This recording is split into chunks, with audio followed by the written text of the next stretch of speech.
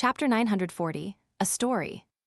After leaving the local Nighthawk base, which was disguised as a private detective office, Leonard glanced at Dolly Simone, who had suggested to team up with him. Where do we begin? Any suggestions? Dressed in a spirit medium black robe with her hood pulled over her head, Dolly Simone, with an uncanny beauty and mature air, shot Leonard Mitchell a glance. This is when a gentleman's decisiveness and style should be showcased. Leonard looked at his left hand, which was wearing a red glove. He deliberated and said, "If we begin by following Captain Sost's arrangements, that might allow us to find some clues, but it's not necessarily useful. I suspect that Her Excellency Goddess's eye knows that. She's only giving us something to do in order to confuse Insi Zangwill." Why do you say that? Dolly wasn't joking as her expression wore a rare, solemn look. Leonard glanced to his sides as he said in a heavy voice without realizing it, "Based on what I know, 008 has the characteristic of, once you know it, it will also know you. We shouldn't be influenced while staying on the periphery of its perception since we aren't sure of its real name or powers, and only use the code name we gave it.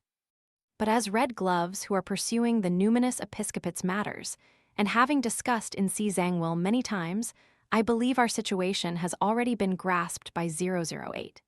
This way, Insi Zangwill should know that his abnormal state has been exposed. From that, he will avoid us by creating coincidences." Dolly recalled the information regarding Insi Zangwill and nodded. Sost had also mentioned this problem in the beginning. However, he didn't verbalize it as clearly as you did. It's still in the stage of backward inference from a result of failures.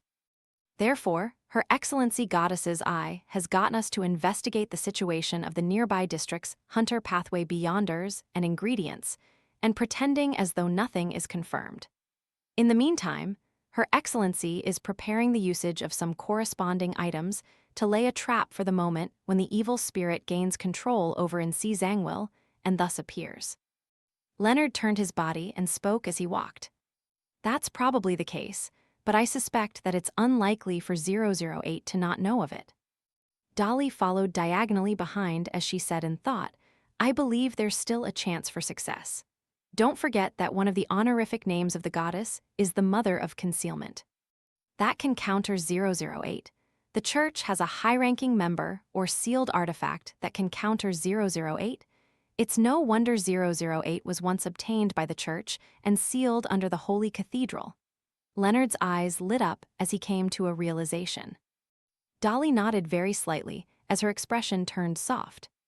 A few seconds later, her pupils contracted as she blurted out, "Do you think our discussion has caught the attention of 008?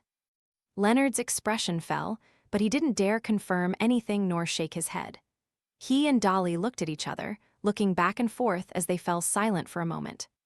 In a particular room, a slightly pale hand flipped a notebook to its very first page. Then it flipped one page after another. After leaving Banzi Harbor, Sauron Einhorn Medici, who had obtained a certain object, was no longer only stubborn or only capable of instinctively conspiring. After repeated struggles and resisting, Insi Zangwill and he had obtained a truce, and had even decided on having a limited cooperative effort so as to achieve each other's goals.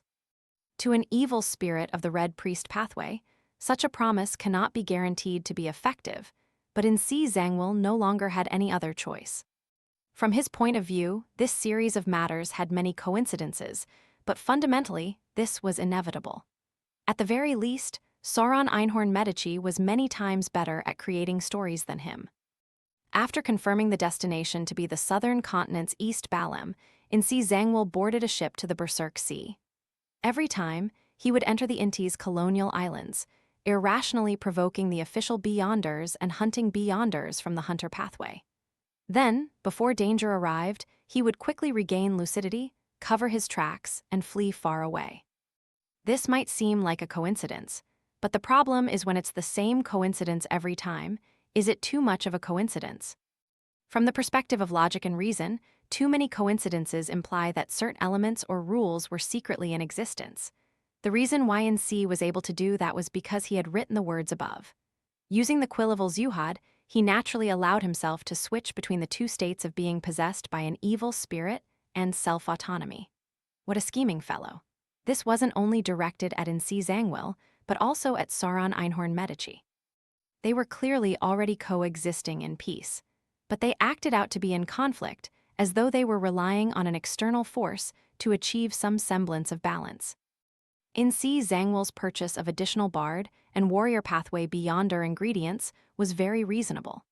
This was because he was hiding the clues that the evil spirit was using him to seek out various items of the hunter pathway, and to prevent others from realizing that all of this was under his tacit agreement, disguising it as his attempts to resist. In addition, the bard and warrior pathways had the ability to resist the dead and exorcise evil spirits. As long as a clever person were to think it over carefully, they would undoubtedly notice this and verify that Insi Zangwill was being possessed. After numerous provocations, the Iron and Blood Cross Order's Tony Down finally locked onto Insi Zangwill and began pursuing him. During this process, this war bishop, who had made his goal to become a conqueror, showed off his powers without any restraint. When a storm happened to stop his pursuit, he appeared on a ship filled with ordinary people in an eye-catching manner before pulling out the fellow disguised as Insi Zangwill. This was a little coincidental, but it was nothing surprising. This was because the Iron and Blood Cross Order's belief is for the supernatural to be known to all and to be placed above all ordinary people. And Tony Down's unbridled arrogance often used his own strength to shatter the doubts of others and had extremely great confidence. Therefore, the way he acted was without a problem. Likewise, he was overly confident, causing him to neglect the possibility that Insi Zangwill was also on the ship. This didn't match his intuition as a hunter, but in this world, anyone could make mistakes. When Insi Zangwill disembarked on Waypoint Island, he sensed someone observing him from a first-class cabin, but he didn't mind it. This was exactly the effect he wanted. It was the best development if someone among the passengers happened to know him. Yes, happened to. It was neither too early or too late. Before Soest's Red Gloves took action, Insi Zangwill met with hand of White Palinc Tassiblius of the Numinous Episcopate's Artificial Death faction, hoping to obtain their help in exorcising the evil spirit. Traces of words scribbled away. The development of things became a little odd. Before having a sufficient amount of clues, Leonard Mitchell and Dolly Simone of the Soest's Red Gloves team seemed to come to a conclusion. It apparently came from a letter sent by Rionette Tynker. Where did the problem lie? Insi Zangwill was rather puzzled by this. From his point of view, unless one could directly capture Palinc Tassiblius or other key personnel of the Numinous Episcopate, no one could come up with such a conclusion so quickly. This made his preparations a little hasty, but thankfully, this was an outcome he wanted. The Red Gloves team, led by Soest, discovered Insi Zangwill's abnormalities from the feedback from various telegrams. Dolly Simone used this opportunity to mention the assumption of an evil spirit's possession and had received a unanimous agreement. She claimed it to be a reasonable theory, but she was already in the know. She had learned it from Leonard Mitchell, who has a parasite, and Leonard Mitchell's information source came from a letter sent by Rionette Tynker. Who could be the one who mailed it? Meanwhile, Leonard Mitchell and Dolly Simone had already suspected that the evil spirit possessing Insi Zangwill belongs to the hunter pathway. But is this the truth to the matter? Will everything develop according to what Dolly Simone, Leonard Mitchell, and Soest's Red Gloves team have in mind? After the discussion with that person in the Cathedral of Serenity, the Cathedral of Serenity's high-ranking deacon, Ilya, believed Dolly's theory and decided to use a Grade 1 Hunter Pathway sealed artifact as bait, so as to allow Insi Zangwill to fall into a trap while the evil spirit was possessing him. To conceal this goal, she got Soest's Red Gloves team to continue investigating the relevant clues. Unfortunately, their premise was wrong. Although Insi Zangwill was possessed by an evil spirit, his actions had never been affected. All he had done before was an act. It was done in accordance with Sauron Einhorn Medici's suggestions, with the aim to confuse the Church of Evernight and to make Ilya blindly attack. And a red angel evil spirit that was willing to help and cooperate was enough to change the battlefield situation. Insi Zangwill's true motive for coming to the southern continent is hunt the high-ranking deacon, Ilya, of the Church of Evernight. It was for his advancement preparations by obtaining her Beyonder characteristic. He wanted to prove to everyone that the Church of Evernight had made a foolish mistake to abandon him back then. Of course, before beginning this operation, Insi Zangwill had to first satisfy Sauron Einhorn Medici's thirst for mid- and high-sequence Beyonder characteristics of the hunter pathway. To keep it a secret, he didn't plan on hunting locally, and he had prepared to do it further away. When the evil spirit's undying nature, Red Angel's level, and the uniqueness of a gatekeeper combined, Insi Zangwill possessed the relatively high sequence ability of spirit world traversal of the death pathway. He was able to head to remote areas and return in short periods of time.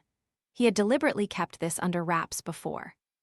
After satisfying Sauron Einhorn Medici, Insi Zangwill decided to first kill Dolly Simone and Leonard Mitchell and pretend to vaguely sense the Church of Evernight's trap. He would forcefully counterattack, only to lose his rationality and head for the trap. He didn't plan on leaving any unstable elements. All Avengers that survived Tingen had to die.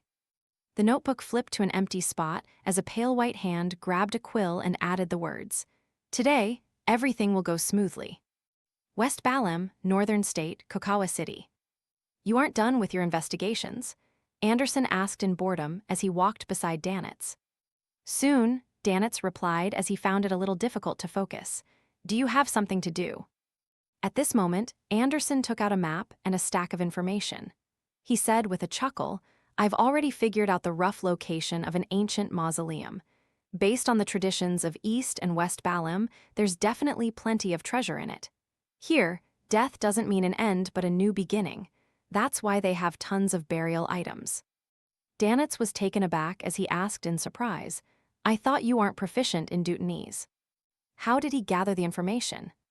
Anderson chuckled and raised his black-gloved left palm.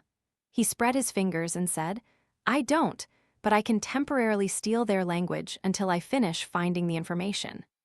"I knew a fellow like you will have some tricks up his sleeves," Danitz said with gritted teeth as he pointed to the main street beside the square. "Goodbye." Anderson didn't stop him as he smilingly watched him walk away with large strides. At this moment, the two simultaneously noticed a figure walking over. The figure held a classic quill and wore a black clergyman's robe. He had dark blonde hair with facial features akin to a classic sculpture. One of his eyes was so blue that it was nearly black, and the other was filled with small but obvious blood vessels. He was approaching Anderson and Danitz. Anderson didn't know the middle-aged man, but his body couldn't help but tremble as though he was facing his nemesis. Warning signs of danger flashed in his mind as his pupils rapidly dilated. Suddenly, he heard a warm voice by his ears. "Don't be nervous." "Who?" Anderson blankly turned his head and saw a figure strangely appear beside him, despite there not being anyone there in the first place. This figure had apparently been there all this time, but he had always been ignored. He wore a strangely simple white robe. He had a pale gold beard that covered half his face.